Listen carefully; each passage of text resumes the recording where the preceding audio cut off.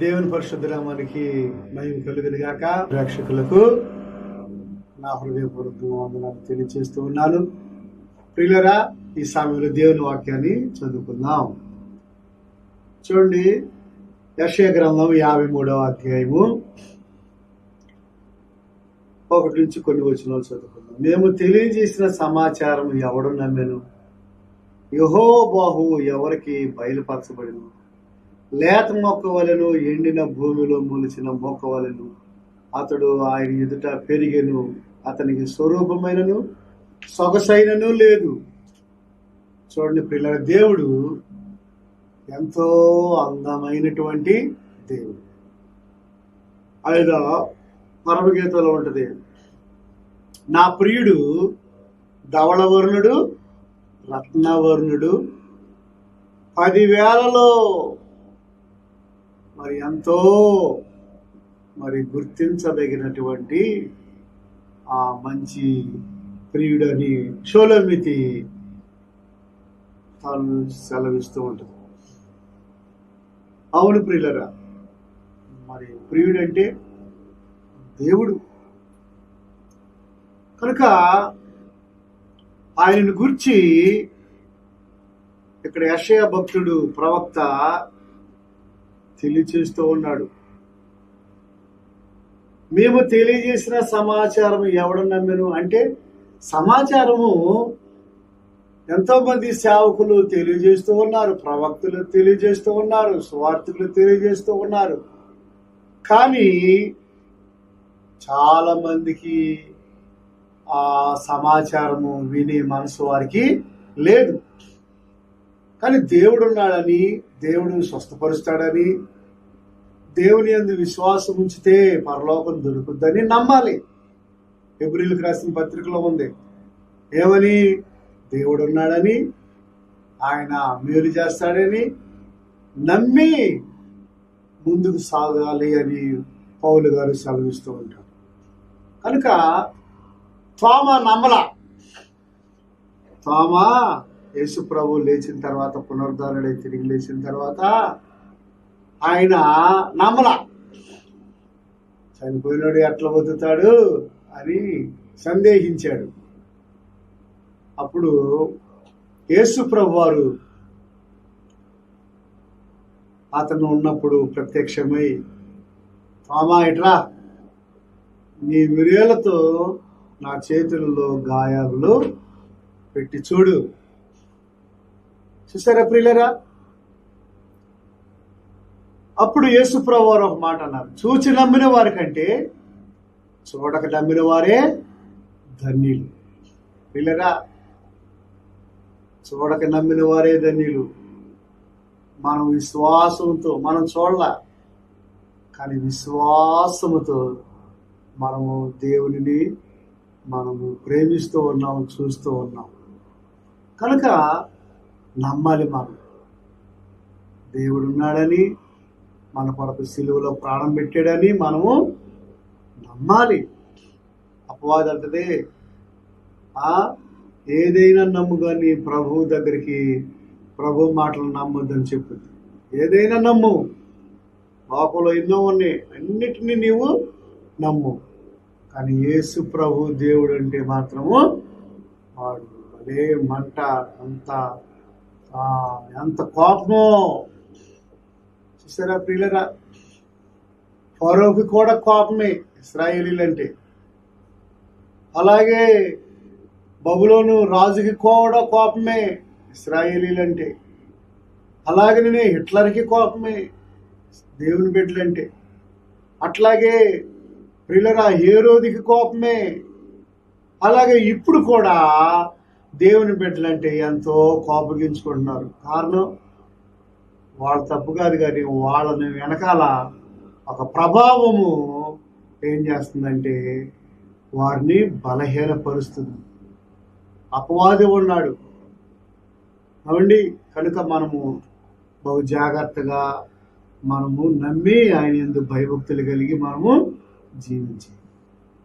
చూడండి ప్రియులరా, ఆయన గురించి ఇక్కడ ఏమని రాయబడిందంటే, లేత మొక్క వలెను, ఎండిన భూమిలో మొలిచిన మొక్కవలెను, అతడు ఆయన ఎదుట పెరిగెను, అతనికి స్వరూపమైనను సొగసైనను లేదు. చూడండి, ఎంతో అందగాడు, ఎంతో ప్రేమ కలిగిన వాడు, ఆయనకు మరి స్వరూపము ఎందుకు లేదు? పాపము చేసి మనము మంచి రూపాన్ని పోగొట్టుకున్నాం. ప్రియులరా, పాపము చేసి మనము రూపాన్ని, మంచి రూపాన్ని, దేవుని రూపాన్ని పోగొట్టుకున్నాం. మన కోసము, మన పాపముల కోసము ఆయన మీద వేసుకున్నాడు. ప్రయాసపడి భారం వహించిన సమస్త జనులారా నా యొద్దకు రండి, నేను మీకు విశ్రాంతిని కలగజేస్తానన్నారు. మన పాపపు మూటలు ఆయన మీద వేశాం. మనం పొందవలసిన శిక్ష ఆయన పొందినాడు. మనం పొందవలసిన నరక శిక్ష సిలువలో ఆయన పొందినాడు. మనం పొందవలసిన దెబ్బలు ఆయన పొందినాడు. ప్రియులరా, ఎంత ప్రేమిస్తున్నాడండి మానవుల్ని. లేకపోతే మన జీవితాలు ఎంతో ఘోరంగా అయిపోయాయి ప్రియులరా. నిజంగా దేవుడు ఎంత ప్రేమ కలిగిన వాడు. ఆయన నిన్ను నన్ను ఎంత ప్రేమిస్తున్నాడు. ఎంత ఘోర పాపినైనా ఆయన ప్రేమిస్తున్నాడు కదా. గమనించండి. కనుక మన యొక్క పాపములను బట్టి మనకి శిక్ష రావాల్సింది ఆయన తల మీద తాను శిక్ష విధించుకున్నాడు. అందుకే ఆయనకి స్వరూపమైనను సొగసైనను లేదు. చూడండి, మరి జరిగిన సంఘటనే ఆ దినాల్లో, పూర్వకాలంలో మరి దూరంగా ఉండే, ఊరికి దూరంగా బావులు. ఒక తల్లి ఏం చేసింది, ఆ ఇంట్లో చిన్న బిడ్డను ఉయ్యాల్లో వేసి మరి నిద్రపోతూ ఉండగా దూరంగా వెళ్ళింది మంచినీళ్ళు తీసుకురావటానికి బావు దగ్గర. భర్త ఏమో వ్యవసాయానికి పొలానికి వెళ్ళాడు. మరి ఎవరో ఆటకైతనంగా ఏం చేశారు, పెట్టారు. పిల్లగా ఆ ఇల్లు భయంకరంగా కాలిపోయింది. ఇంకా పెద్ద పెద్ద దూలాలు పడటానికి సిద్ధంగా ఉన్నాయి. పడలేదు, పడటానికి సిద్ధంగా ఉన్నాయి. చుట్టుపక్కల వాళ్ళు అంతే చూస్తున్నారు, కానీ ఆ పాపని, ఆ విధానాన్ని మరి వాళ్ళు గుర్తించారో లేదో, గుర్తించినా సరే వాళ్ళు సాహసం చేయలేకపోయారు. మనకెందుకు వచ్చిందిలే అని ఎవరికాళ్ళు. ప్రియులరా, తల్లి ప్రేమ మిగతా వాడికి ఉంటుందా? సృష్టిలో తల్లికున్న ప్రేమ బిడ్డ పట్ల ఎవరికి ఉండదు. తండ్రికి ఉన్న ప్రేమ బిడ్డ పట్ల ఎవరికి ఉండదు. ఎవరో చెప్పారు, అమ్మ మీ ఇంటికి నిప్పు అంటుకుంది అని అంటే అక్కడే కొండ పారేసి పరిగెత్తుకుంటూ ఆపసాపలు పడతా, కింద పడతా లేవుతా వచ్చి రాగానే అందరూ అట్ట చూస్తున్నారు. కానీ ఈ తల్లి గప్పుకున్న లోపలికి వెళ్ళి ఆ బిడ్డను తీసుకొని వస్తూ ఉన్నప్పుడు ఒక దూలం ఆ మీద పడింది, మొహం కాలిపోయింది. ప్రభునందు ప్రియ దేవుని పిల్లారా, ఆ బిడ్డ సేవ్ అయింది, బ్రతికింది. అట్లాగే కష్టపడి పెంచింది, పెద్ద చేసింది, ఇంటర్మీడియట్కి వెళ్ళింది. హాస్టల్లో అందరూ తల్లి వస్తూ ఉన్నారు. అమ్మ నేను కూడా వస్తానమ్మా అని. తల్లి అంటే నువ్వు వద్దులే మమ్మీ, నువ్వు వద్దులే అంటున్నాడు. సరే ఏంట్రా నువ్వు వద్దులే అంటే ఒకసారి వెళ్ళిందంటుంది సెలవులకి. ప్రియులరా, వెళితే ఏమెవరో అని వాళ్ళ స్నేహితులు అడిగితే ఆ కూతురు అందంట, ఈమె మా ఇంట్లో పనామా అన్నమాట. చూసారా ప్రియులరా, తల్లిని పట్టుకుని ఏముంది, మా ఇంట్లో పనామా అంటే ఇక ఎంతో దుఃఖపడి ఏడ్చుకుంటా ఇంటికి వచ్చేసింది తల్లి. కొద్ది రోజుల తర్వాత సేవకులకు వచ్చింది కూతురు. చూడండి, కూతురికి ఎంత గర్వమో. అంటుందంట, నువ్వు ఎందుకు వచ్చావు హాస్టల్కి? నేను రావద్దన్నానుగా, హాస్టల్కి ఎందుకు వచ్చావు, నేను రావద్దన్నానుగా. చూసారా ప్రియులరా, కొంత చదువుకుంటే చాలు ఒక్కొక్కడికి ఎంత గర్వం వచ్చిందో. తల్లిదండ్రులను ఎట్లా పడితే అట్లా మాట్లాడతారు, బూతులాడతారు, కొడతారు, తల్లిదండ్రుల్ని హింసిస్తారు, బాధ పెడతారు. ఒక్కరో చదువుకుంటే చాలు నాలాంటి నా అంత చదువు వాళ్ళు ఎవరు లేరని విర్రవీగుతూ ఉంటారు. చూసారా ప్రియులరా, చాలా మంది ఏమండి పిల్లలు ప్రార్థనకి వెళ్ళరు, తల్లులు తీసుకెళ్ళరు. వాళ్ళు చిన్నప్పటి నుంచి వాళ్ళు అలా అలా పెరిగిపోయి దొంగలు అవుతున్నారు, అబద్ధికులు అవుతున్నారు, మోసగాళ్ళు అవుతున్నారు. కనుక తల్లిదండ్రులైన వారు బిడ్డల్ని జాగ్రత్తగా పెంచుకోవాలి ప్రియులరా. అయితే ఈ తల్లి బాగానే పెంచింది, కానీ హాస్టల్కి వెళ్ళిన తర్వాత అట్లాగా స్నేహితులతో కలిసి ఏం చేసింది, గర్వం వచ్చేసింది. చెప్పిందంట, అమ్మా నేను ఇట్లాగా రూపం కోల్పోవటానికి కారణం ఉందమ్మా. నేను చాలా అందగతిని, నువ్వు ఎంత అందంగా ఉండవు, నేను కూడా మరి నా అందమే నీకు వచ్చింది. ఇదిగో మా జరిగిన సంఘటన ఇది. ఇట్లాగా మన ఇల్లు చిన్నప్పుడు ఇల్లు కాలిపోతూ ఉన్నప్పుడు నేను నిన్ను రక్షించుకోవటానికి నా ప్రాణాన్ని ప్రాణంగా పెట్టానమ్మా. అందువల్ల నిన్ను తీసుకుని వస్తున్నప్పుడు కాలిపోతున్న ఆ దోలం అది మీద పడి నా మీద పడింది. లేకపోతే నీ మీద పడితే నువ్వు చచ్చిపోయేదానివి, చిన్నప్పుడే నువ్వే చచ్చిపోయేదానివి. కానీ నేను భుజం కాశానమ్మా. ఆ మొద్దు, ఆ కాలిన ముద్దు నా మీద పడి బొద్దు ఎట్లాగా నా మొఖం కాలిపోయిందమ్మా. నా ఈ కాలిపోయిందమ్మా ఈ శరీరము. నువ్వు సేవ్ అయ్యావమ్మా.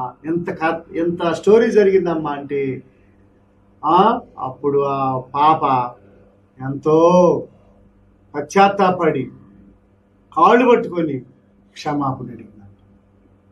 ప్రభునందు ప్రియ దేవుని పిల్లారా, అట్లాగే దేవుడు నిన్ను నన్ను ప్రేమించి ఆ ప్రేమను ఎలా వ్యక్తం చేశాడు, శిలువ మరణము ద్వారా ఆ ప్రేమను వ్యక్తం చేశాడు.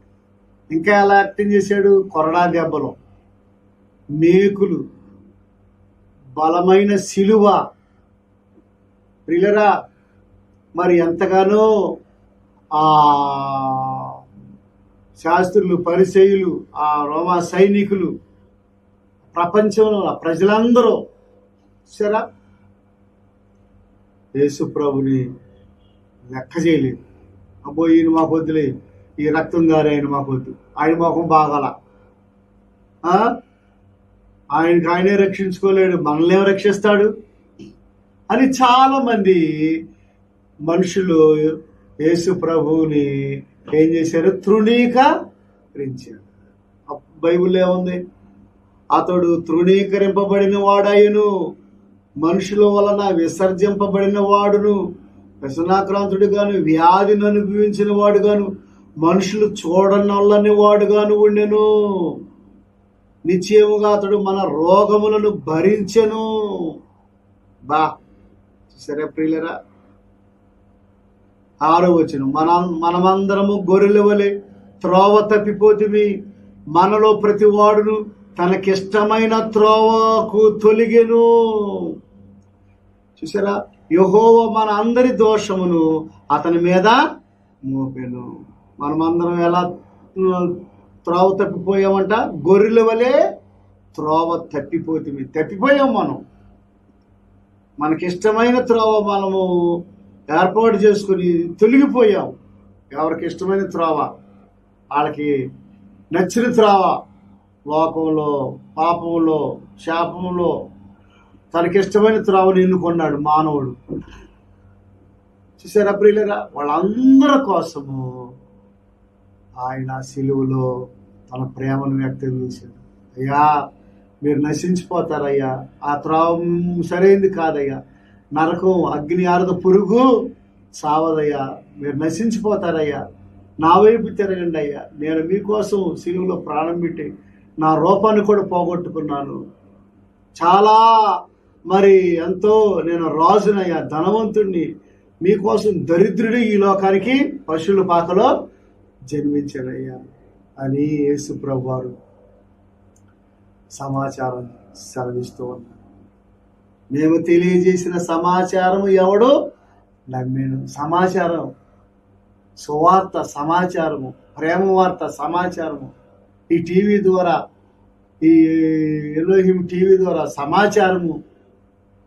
ఏమండి, ఈ వాక్యం వింటున్న సహోదరుడా సహోదరి, ఈ సమాచారాన్ని నువ్వు నమ్మితే నీకు మేలు దొరుకుద్ది. నాకెందుకులే అని నువ్వు మరి పెడచెవిని పెడితే రేపేమి సంభవించునో ఎవరికి తెలియదు. ఏ రోజు ఏమి సంభవించునో ఎవరికి తెలీదు. అగ్ని ఆరద, పురుగు సావదు.